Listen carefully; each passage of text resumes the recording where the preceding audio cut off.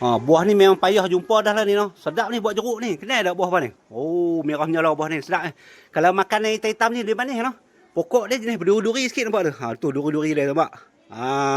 Nak tahu buah apa? Ikuti video ni sampai habis. Jom.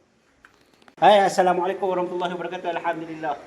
Demam-demam macam ni, makan asam memang cukup sedap lah. Duk cari asam lah. Ni jeruk kita tempoh hari ni. Ni jeruk anggur. Ni jeruk asam renda. Ni baru nak potong lah ni. Sekejap potong baru tok masuk layak ni pula. Untuk pengetahuan juga, buah asam ni dia sedap makan ramai-ramai petang-petang lagu ni, no.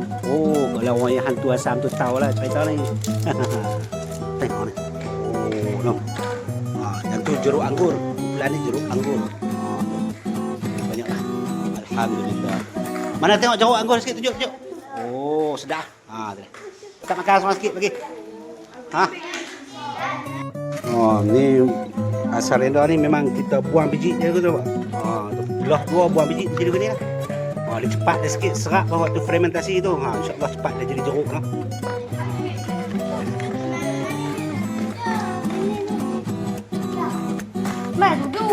Okeylah, sekadar tu dulu. Harap bermanfaat. Terima kasih banyak. Assalamualaikum warahmatullahi wabarakatuh.